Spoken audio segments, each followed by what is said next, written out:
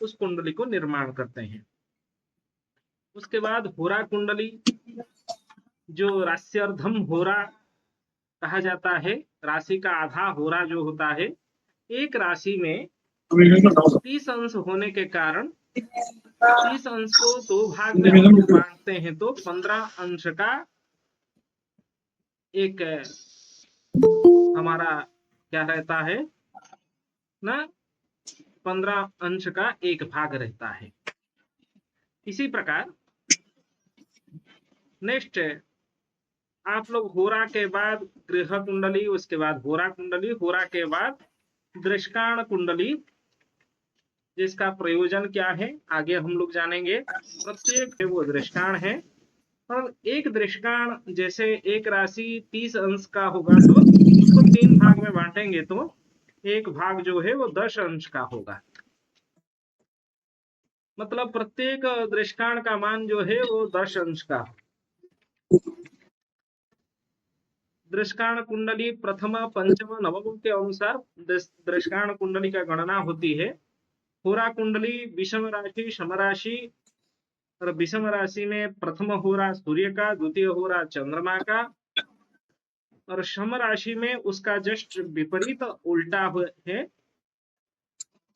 प्रथम होरा चंद्र, द्वितीय होरा सूर्य।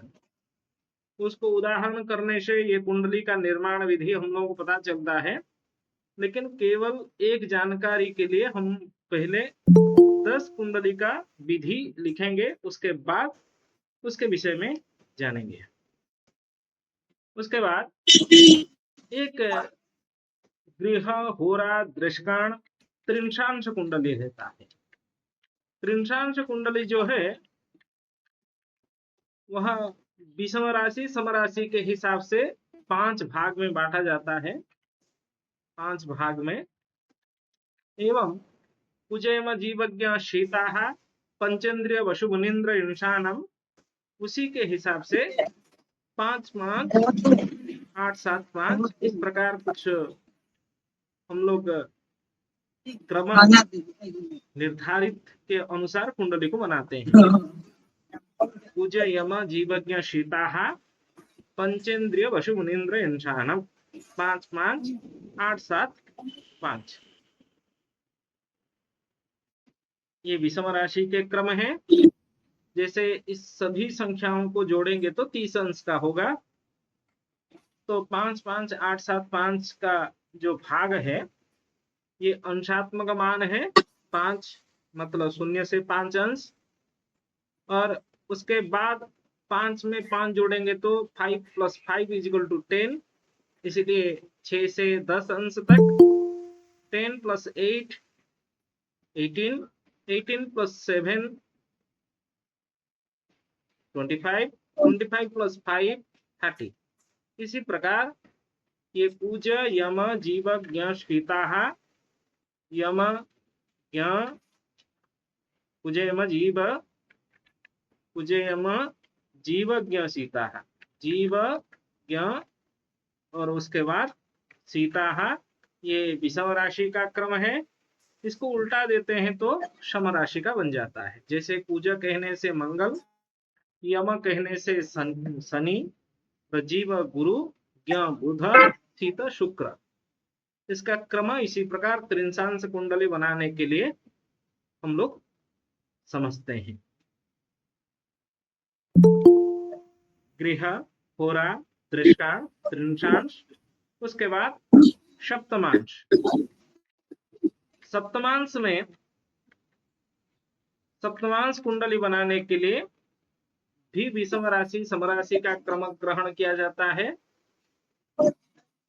सप्तमांश मतलब राशि है सप्तभाग सप्तमांश, 7 भाग हम लोग करते हैं, 7 पार्ट्स, एक एक करके। जैसे पहले एक भाग में गृह कुंडली बनता है, 2 भाग में होरा कुंडली, 3 भाग में 3 पार्ट्स करने से दृष्काण कुंडली बन जाते हैं, 5 पार्ट्स करने से त्रिंशांश कुंडली, इसी प्रकार 7 पार्ट्स करने से, बस 7 विभाग करने से सप्तमांश बनते हैं। तो एक राशि 30 अंश का होने के कारण 30 30 डिवाइडेड बाई 7, 30 को 7 में भाग देंगे तो एक जो भाग होगा वो 4 अंश 17 कला एवं 8 विकला प्राप्त होगा। ये अंश कला विकला में प्राप्त होता है।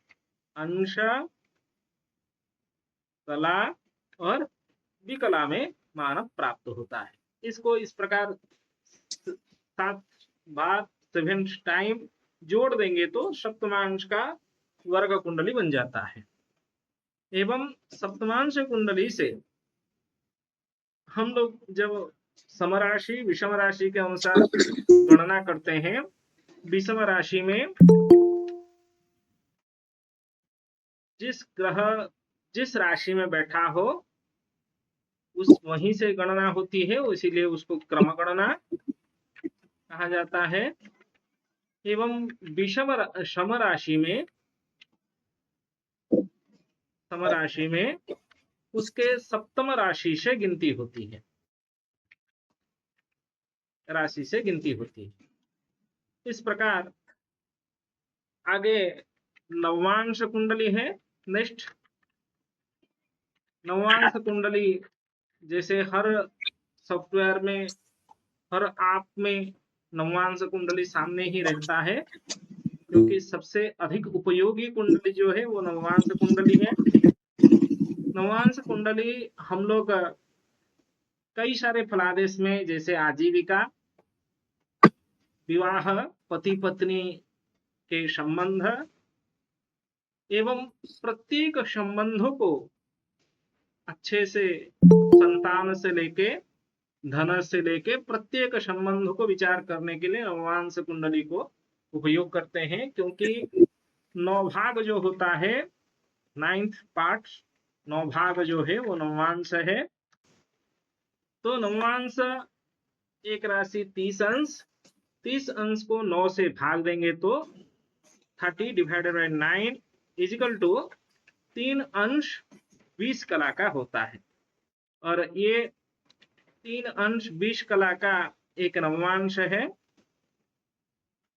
इसी प्रकार 3 20 6 40, 3 20 प्लस करेंगे तो 320, 320 प्लस करेंगे तो 640, उसमें 3 20 फिर से प्लस करेंगे तो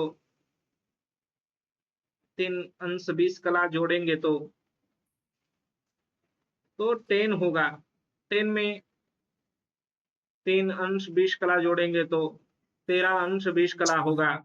और 13 अंश 20 कला में फिर से 3 20 जोड़ेंगे तो 16 40 होगा। 20 23 20 26 40 और 30। इसी प्रकार हम लोग 9 भाग में उसको बांट देते हैं। और इसका गणना क्रम जो है अज मकर तुला कर्क, अज मकर तुला कर्क क्रम से ही नवांश का गिनती होती है। ये नवांश की वर्ग कुंडली बनाने की ये विधि है, गणना क्रम है। सामान्य परिचय आज देखेंगे, उसके बाद उदाहरण कभी समय होगा तो देख सकते हैं। केवल परिचयात्मक ज्ञान के बाद हम लोग कुंडली फलादेश में इसका कैसे उपयोग करते हैं उसको चिंतन कर लेते हैं। उसके बाद दशमांश कुंडली, जैसे दशमांश कुंडली कहते हैं वैसे ही हम लोगों को पता चलता है जो दश विभाग होता है, 10 पार्ट होता है, उसको दशमांश कहा जाता है। और ये भी तुरंत हम लोगों को पता चल जाता है, एक राशि 30 अंश को हम 10 भाग देंगे तो एक भाग जो होगा वो 3 अंश का होगा। और ये भी विषम राशि सम राशि के गणना के अनुसार पता चलता है। विषम राशि में जिस राशि में ग्रह बैठा हो वहीं से गिनती होता है, इसलिए उसको क्रम गणना कहा जाता है। क्योंकि 3 अंश में फिर से 3 अंश जोड़ेंगे तो 6, 6 में 3 जोड़ेंगे तो 9, 9 में 3 जोड़ेंगे तो 12। इस प्रकार हम 10 टाइम्स उसको प्लस कर देते हैं, प्लस करके एक साइड में लिख देते हैं। और विषम में क्रम गणना, सम राशि में क्या होता है उसके नवम राशि से गिनती होती है।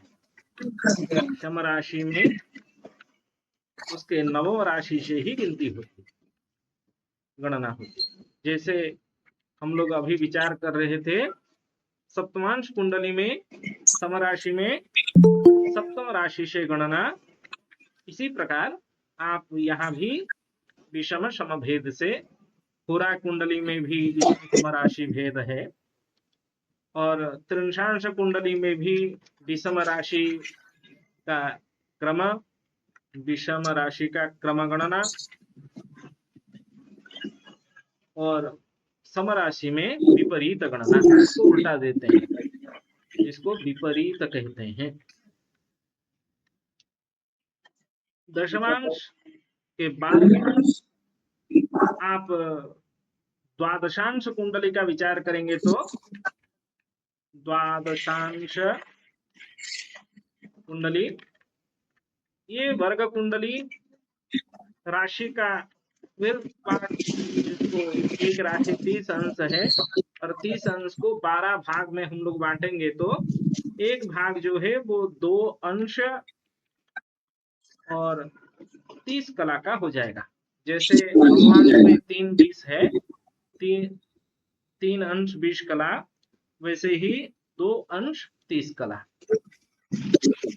तो 230 plus 230 5 plus 230 is equal to 730, 730 plus 230 is equal to 10, 10 plus 230 is equal to, तो राशि 30 अंश का है, हम लोग 12 भाग में संपूर्ण 30 और इसमें विषम राशि हो व सम राशि हो, ग्रह जिस राशि से राशि में बैठा है स्वराशि से ही गिनती होती है, इसमें कोई अलग डिफरेंट नहीं है, स्वराशि से गणना किया जाता है, ग्रह स्थित राशि से ही गणना किया जाता है। इसमें बाकी विषम राशि सम राशि दोनों में जहां ग्रह बैठा है वहीं से गिनती होती है। इसके बाद द्वादशांश के बाद आप षोडशांश विचार करेंगे तो, जिसको 16वां भाग कहा जाता है, तो षोडशांश कुंडली में आप एक राशि 30 अंश का, 30 अंश को 16 भाग में बांटेंगे, 16 विभाग करेंगे, और 16 भाग में करने के बाद आपको एक अंश, एक भाग कितना मिलेगा, एक अंश 16 कला और 52 विकला, कला विकला में प्राप्त होगा। इसको इसी प्रकार जोड़ते चलेंगे तो 16 टाइम्स हम लोगों को जोड़ना है। जैसे नवमांश में 9 टाइम, दशमांश में 10 टाइम, द्वादशांश में 12 टाइम, उसी तरह षोडशांश कुंडली में 16 टाइम्स हम लोग दशम वर्ग में षष्ठ्यांश एक कुंडली हम लोग बनाते हैं, सबसे महत्वपूर्ण है। हम लोग इसका उपयोग नित्य जन्म कुंडली जैसा ही करते हैं, क्योंकि षष्ठ्यांश कुंडली सबसे अंतिम षोडश वर्ग में, षोडश वर्ग कुंडली में अंतिम जो है वो षष्ठ्यांश कुंडली है, और वह 5 भाग में रहता है। 5 करते हैं हम लोग एक राशि के अंश को, 30 अंश को 60 भाग में देंगे तो एक भाग जो होगा, प्रत्येक जो होगा वो 30 कला का हो जाएगा। नवीन सर नवीन और एक अंश जो है वो 60 कला है, तो 30 को 30 अंश को यदि हम लोग 60 में भाग देंगे तो डिवाइडेड बाई 60, आपको निश्चित रूप में एक भाग जो है वो 30 कला का प्राप्त होगा, क्योंकि एक अंश 60 कला का होता है। अत्यधिक सूक्ष्म होने के कारण इस षष्ठ्यांश वर्ग कुंडली को हमेशा उपयोग किया जाता है। जैसे जुड़वा बच्चे हो, जुड़वा बच्चों में उनके जन्म कुंडली एक जैसा रहता है, परंतु षष्ठ्यांश कुंडली में ग्रहों की स्थिति भिन्नता होती है। इसीलिए षष्ठ्यांश कुंडली का उपयोग हम लोगों को निश्चित रूप में नित्य करना चाहिए। किसी भी फलादेश में षष्ठ्यांश कुंडली का उपयोग हम लोग कर सकते हैं। ऐसे आप वर्ग कुंडली में कौन से वर्ग कुंडली से हम लोगों को क्या विचार करना है जानने के लिए, जैसे आपके सामने लग्न कुंडली व जन्म कुंडली यहाँ रखा गया है। ये जन्म कुंडली है जो एक विभाग से ही चलता है, जिसको D1 करके हम लोग, एक विभाग एक राशि में 30 अंश के अनुसार हम लोग फलादेश में उपयोग करते हैं। इसको जन्म कुंडली कहते हैं, जो शरीर के भौतिक मामले अथवा सभी सामान्य जानकारी सबसे अधिक हम लोग इसी कुंडली का वर्तमान समय में उपयोग किए हैं। लेकिन इसके बाद भी बाकी दो जो होरा कुंडली, जैसे होरा कुंडली में दो ही राशि में सभी ग्रह हम लोगों को प्राप्त होते हैं, एक कर्क राशि में अथवा दूसरा सिंह राशि में, चंद्र होरा अथवा सूर्य होरा। इसी प्रकार होरा कुंडली जो है वो दो होरा में सिमट जाता है।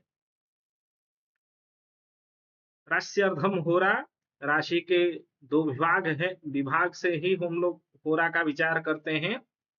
और होरा कुंडली धन संपत्ति के लिए एवं बंधु परिवार वर्गों का विचार के लिए सबसे उपयोग होता है। विशेष जैसे द्वितीय भाव धन भाव है एवं द्वितीयाधिपति के साथ धन भाव का स्थिर कारक ग्रह बृहस्पति, जैसे यहाँ द्वितीय भाव का अधिपति शनि एवं बृहस्पति द्वितीय भाव में बैठा हुआ ग्रह एवं द्वितीय भाव के ऊपर पूर्ण दृष्टि से, जैसे शुक्र केतु सप्तम दृष्टि पूर्ण दृष्टि से देख रहे हैं, उन ग्रहों को लेके हम लोग धन संबंधी विचार करते हैं। उसमें से भी महत्वपूर्ण धन संबंधी विचार करने के लिए व्यक्ति के पास धन आधिक्य होगा व अल्प होगा, उसका विचार करने के लिए हम लोग होरा कुंडली का उपयोग करते हैं। कैसे करेंगे आगे उसका चिंतन करेंगे। उसके बाद दृष्काण कुंडली आपके सामने रख रहा हूं, जो राशि के त्रिभाग दृष्काण होता है, वो भाई बहन व मूल निवासी अथवा रोग विचार के लिए सबसे महत्वपूर्ण कुंडली जो है, रोग जो षष्ठ भाव के अधिपति, षष्ठ भाव में बैठा हुआ ग्रह एवं मंगल जो षष्ठ भाव का कारक अथवा शनि जो षष्ठ भाव का कारक स्थिर कारक ग्रह है, हम लोग पूर्व कक्षाओं में पढ़े हैं। उसके साथ साथ दृष्काण कुंडली सबसे महत्वपूर्ण कुंडली होता है रोग विचार के लिए। सामान्य जानकारी है, कैसे करते हैं आगे हम लोगों को जानकारी मिलेगा। नेक्स्ट, आप 16 वर्ग कुंडली में एक चतुर्थांश कुंडली होता है, राशे चतुर्विभाग चतुर्थांश। एक राशि को हम लोग 4 में भाग देंगे तो एक राशि 30 अंश का होता है,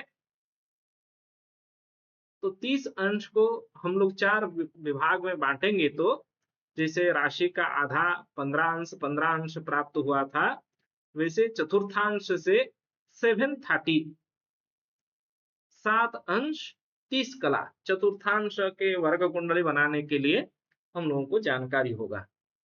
और चतुर्थांश कुंडली नवम भाव से संबंधित होता है। नवम से जैसे हम लोग धर्म अथवा भाग्य का विचार करते हैं व धन संपत्ति का जैसे विचार होती है, वैसे ही भाग्य और संपत्ति का विचार हम लोग चतुर्थांश कुंडली से करेंगे। नेक्स्ट, पंचमांश कुंडली, राशि का 5वां भाग पंचमांश है, प्रसिद्ध और शक्तियों का विचार। तृतीय भाव से जो विचारणीय विषय है पराक्रम शक्ति सामर्थ्य, वह विचार भी हम लोग पंचमांश कुंडली से करेंगे। उस प्रकार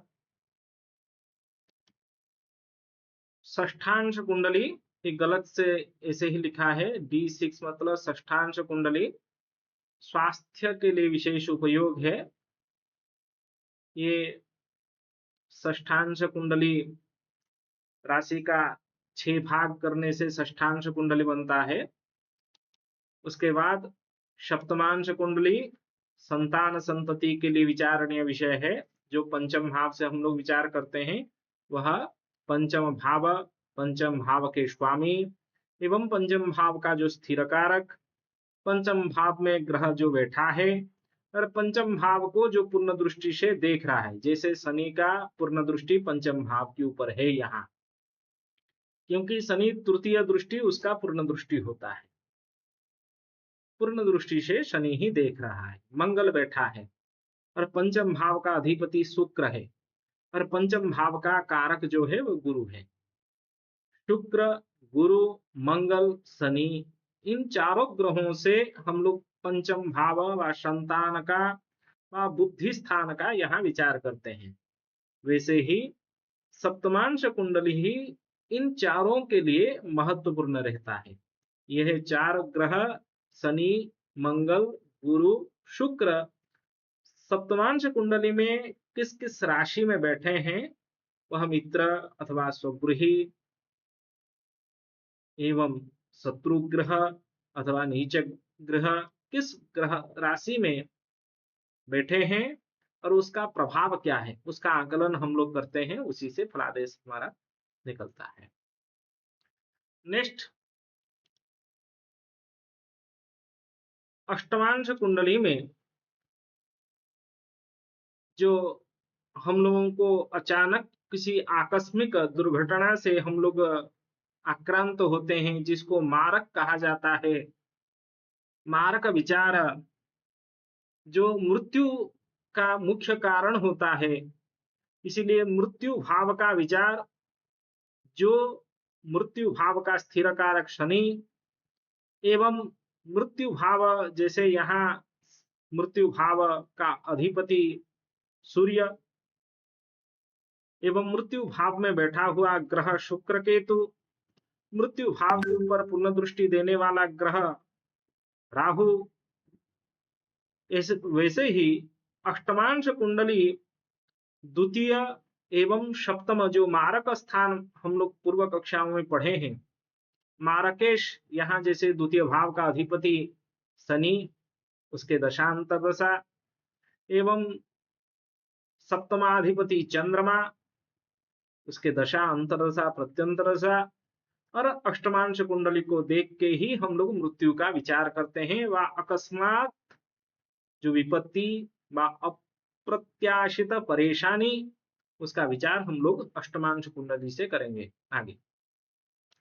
नेक्स्ट, नवमांश कुंडली में जैसे कि आप लोगों को कहा था, वो सबसे महत्वपूर्ण कुंडली जो होता है, प्रत्येक आप निकालेंगे तो यहाँ सबसे फर्स्ट जो कुंडली हम लोगों को प्राप्त होगा, कभी भी आप रिफ्रेश कीजिए, नवमांश कुंडली ही प्राप्त होता है जन्म कुंडली के बगल में। वैसे ही यहाँ भी नवमांश कुंडली जो राशि का 9 भाग से बटा हुआ है, वहां से पत्नी एवं धर्म एवं संबंध एवं कर्म व आजीविका, हमेशा कर्म भाव का अधिपति जिस नवमांश में बैठता है, उसी प्रकार के कर्म हम लोग, उस ग्रह के जो कर्म होता है उसी प्रकार के कर्म में हम लोगों को नियुक्ति प्राप्त होता है। जैसे यहाँ कर्म भाव तुला राशि है और तुला राशि का अधिपति शुक्र, शुक्र नवमांश कुंडली में कर्क नवमांश में बैठा है। और हम लोग पूर्व कक्षाओं में पढ़े हैं, जलोद्भवानाम क्रय विक्रयेण तीर्थाटनाद्वा वनिताश्रयाद्वा, तीर्थाटन करके वनिता मतलब कन्याओं के आश्रय से अथवा जल से उद्भव, जल से उत्पन्न वस्तु का क्रय विक्रय एवं हम लोग जैसे जानते हैं चंद्रमा जल तत्व कारक ग्रह, उसी प्रकार के चंद्र संबंधित कार्य से कृषि क्षेत्र व गो पालन, पशुपालन, अश्वपालन, इस प्रकार कृषि कार्य से एवं पशुओं को पालन करने से व्यक्ति धन उपार्जन करता है। सब विशेष दशम भाव कर्म भाव, कर्म भाव का स्वामी यहाँ तुला राशि में शुक्र, कर्म भाव का कारक जो है वो 4 स्थिर कारक ग्रह रहते हैं। चारों स्थिर कारक ग्रह में हम लोग गिनती करते हैं एक एक करके, मंद, भानु, य, जीव, शनि, सूर्य, बुध, बृहस्पति, ये कर्म भाव के स्थिर कारक हैं। उसके साथ साथ हम लोग नवमांश कुंडली को ध्यान पूर्वक अवलोकन करते हैं, कर्माधिपति किस नवमांश में बैठा है। जैसे यहाँ कर्म भाव का अधिपति शुक्र बैठा है कर्क राशि में, चंद्रमा के नवमांश में, तो चंद्र संबंधित कर्म में व्यक्ति नियुक्त होगा, उसी से धन उपार्जन करेगा। वो कौन सा कर्म, उसको आप लोगों को चिंतन करना है। और पत्नी संबंधित, पत्नी मतलब सप्तम भाव, दाम्पत्य जीवन सुख, उसके लिए यहाँ जैसे गुरु चंद्रमा की युति है तो गुरु चंद्रमा, यहाँ सप्तमेश भी चंद्रमा है। सप्तम भाव का स्थिर कारक ग्रह शुक्र जो कामना कारक ग्रह, इन तीनों को यहाँ नवमांश कुंडली में सप्तम भाव, वह सभी प्रकार के विषय को देखते हुए हम लोगों को फलादेश करना चाहिए दाम्पत्य जीवन सुख का। और धर्म एवं परस्पर संबंध सबसे महत्वपूर्ण कुंडली नवमांश कुंडली होता है। उसके बाद नेक्स्ट दशमांश कुंडली जो व्यवसाय का है। व्यवसाय वाणिज्य विचार हम लोग सप्तम भाव से भी करते हैं एवं कर्म भाव से भी करते हैं, इसलिए कर्म के लिए 2 वर्ग कुंडली माना जाता है, एक नवमांश, दूसरा दशमांश कुंडली। और सामाजिक कार्य में निवृत्त रहता है या नहीं व्यक्ति, धार्मिक प्रवृत्ति रहती है या नहीं, उसको भी दशमांश कुंडली से हम लोग विचार करते हैं। नेक्स्ट जो एकादशांश जो कुंडली होता है, उसमें हम लोग मृत्यु अथवा विनाश का विचार करते हैं, अष्टम भाव जनित विचार। ऐसे भी द्वादशांश माता पिता के सुख जो मातृस्थान चतुर्थ भाव, पितृस्थान दशम भाव, मातृकारक ग्रह चंद्रमा, पितृकारक ग्रह सूर्य, एवं यहाँ चतुर्थ भाव का अधिपति मंगल, दशम भाव का अधिपति शुक्र। उसके साथ द्वादशांश कुंडली में ग्रहों का स्थिति, केंद्र में कौन ग्रह बैठे हैं, ये चंद्रमा, सूर्य, मंगल, शुक्र, ये चारों कहाँ किस स्थान में बैठे हैं, वो मित्र के घर में अथवा शत्रु के घर में, उसी से ही माता पिता सुख विचार हम लोग करते हैं। माता के लिए चतुर्थ भाव चंद्रमा और पिता के लिए दशम भाव सूर्य, दशम भाव दशमाधिपति सूर्य। पितृदोष स्थित है या नहीं, मातृदोष है या नहीं, उसका भी विचार द्वादशांश कुंडली से हम लोग करते हैं। उसके बाद जो षोडशांश वर्ग कुंडली, वाहन, यात्रा, सुख सुविधा, जो हम लोग चतुर्थ भाव से विचार करते हैं। वाहन क्रय, कौन से वाहन हम लोगों को खरीदना है, खरीदने से लाभ है या नहीं है, वाहन से हम लोग व्यवसाय कर सकते हैं अथवा नहीं, सुख प्राप्ति होगी या नहीं होगी, उसका विचार जैसे चतुर्थ भाव एवं नवम भाव से यात्रा का विचार करते हैं, तीर्थ यात्रा अथवा व्यवसायिक यात्रा, ये सब विचार हम लोग षोडशांश वर्ग कुंडली से भी करें। इसी प्रकार विंशांश वर्ग कुंडली जो आध्यात्मिक उद्देश्य नवम एवं व्यभाव का व्यभाव का अधिपति नवमाधिपति से विचारणीय विषय है, वैसे ही विंशांश कुंडली से भी हम लोगों को आध्यात्मिक उद्देश्य का विचार करना है। नेक्स्ट, चतुर्विंशांश कुंडली जो है वो व्यक्ति शिक्षा अथवा विद्वता अथवा ज्ञान, जो विद्या बुद्धि, विद्या स्थान द्वितीय भाव, बुद्धि स्थान पंचम भाव, विद्या भावाधिपति मतलब द्वितीयेश, जैसे यहाँ शनि, पंचमेश शुक्र, द्वितीय भाव में बैठा हुआ ग्रह, पंचम भाव में बैठा हुआ ग्रह, उसके साथ साथ द्वितीय पंचम का स्थिर कारक ग्रह बृहस्पति, एवं एक विद्वान है या नहीं, शिक्षा ग्रहण कर सकता है या नहीं, मतलब शिक्षा ग्रहण की सामर्थ्य है या नहीं व्यक्ति में, स्मृति शक्ति उसके पास है या स्मरण शक्ति जिसको हम लोग कहते हैं, स्मृति शक्ति है या नहीं है, उसके लिए हम लोग चंद्रमा को भी देखते हैं। उसके ज्ञान ग्रहण करने के लिए एक आत्मशुद्धि होता है, इसलिए सूर्य को भी विचार करते हैं। तो प्रत्येक ग्रहों का भी एक विद्या विचार है। उसी प्रकार हम लोग विद्या के लिए चतुर्विंशांश कुंडली सबसे महत्वपूर्ण कुंडली के हिसाब से हम लोग विचार करते हैं।